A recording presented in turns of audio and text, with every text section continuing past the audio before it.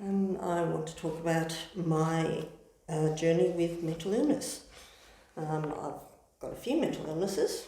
They range from several phobias, which are anxiety disorders, with a specific focus. In my case, it's arachnophobia, and agoraphobia, which is a fear of being stuck in a specific situation with no way out. And I have generalised anxiety disorder as well, which means you've just got this kind of overall fear that something will happen, something bad will happen. On top of that, I have chronic depression, which means I will be on medication for the rest of my life. Someone who's never had anxiety tends to think of it as just a bit of a worry thing. Calm down, you'll be fine.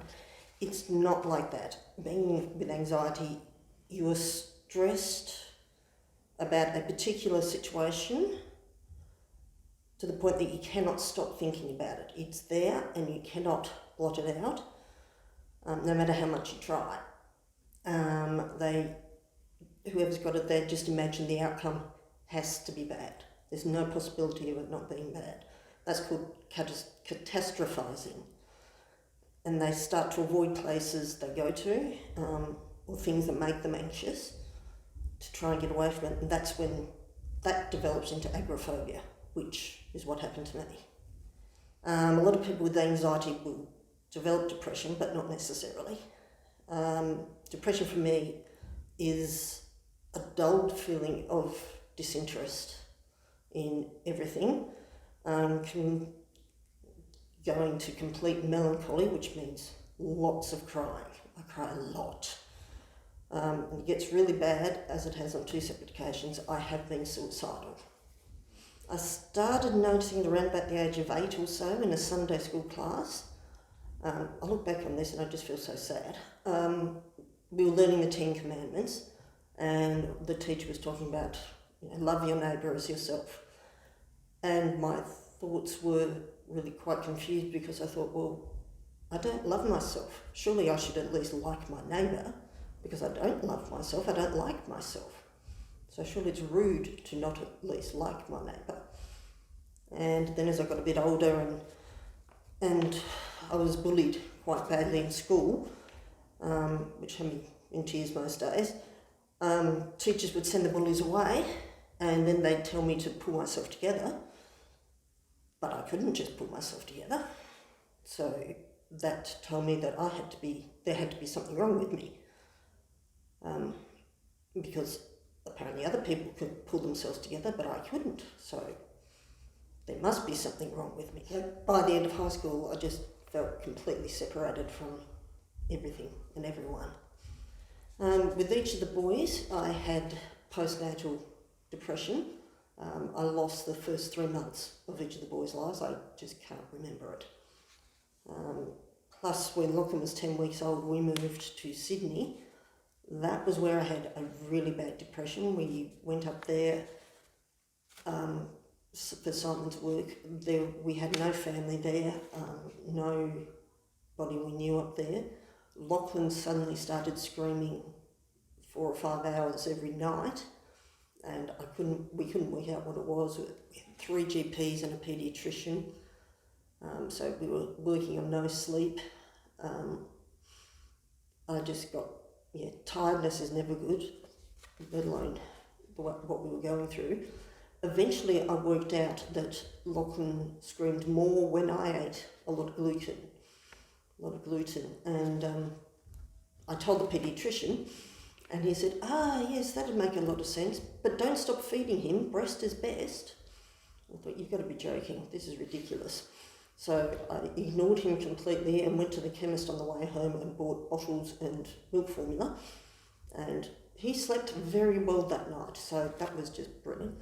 But it was a little too late. I was just mired down in depression, and I hit the bottom, and that's when I got suicidal.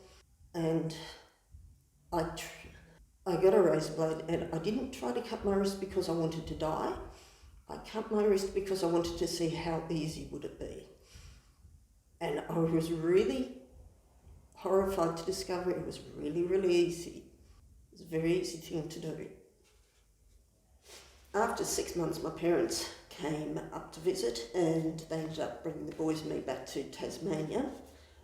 I got psychiatric treatment and went on to antidepressants, which helped. But I still lived in terror of another big bout of depression. It was always there, hanging over my head. Anxiety, constant anxiety. Then 10 years ago, I had another bout of depression due to a build-up of stress at work, life, all that sort of stuff. It was really bad. I battled it for weeks, for months, and then one Sunday I told Simon if he didn't take me to the emergency room, I'd hurt myself. And this time I wasn't going to play with it, I was going to do it. So I was admitted to the psych ward for 4 days. I saw a psychiatrist there who put me on a whole swathe of medication. So it wasn't just one antidepressant, it was a lot of antidepressants and mood stabiliser and a couple of other things that helped. It started helping, and over the next number of weeks, I lifted out of it. And so even though that was my worst depression, it was also my best depression, because I actually started coming out of it. And I had hope that I wouldn't go back into one so badly again. He said, I was crying, and he just said to me, life doesn't have to be like this. It was the most wonderful thing in the world, because I was 40 years old and I thought, I've lived half my life like this. I can't live another 40 years like this. And he said, you don't have to. Life doesn't have to be like this. And it hasn't. Since then it hasn't. I mean, I still have bad days, I still have bad weeks, but that's all they are. They're a couple of days here and there, or maybe a week. I can fiddle with medication. I see a psychiatrist at least every 6 months, and we keep a close eye on the medication. If I'm having a stressful period, I can up the medication a bit to help me get through it. I can't say God has promised me I'll never get depressed again, because that's not the case, but He's promised He'll be with me. There's always hope. And I have hope it will not be like that again. Oh yes, God has been in all this all the way through. Just there's been times I've tried to push him away, but he wouldn't go. He wouldn't go, he wouldn't leave me, no matter how hard I tried.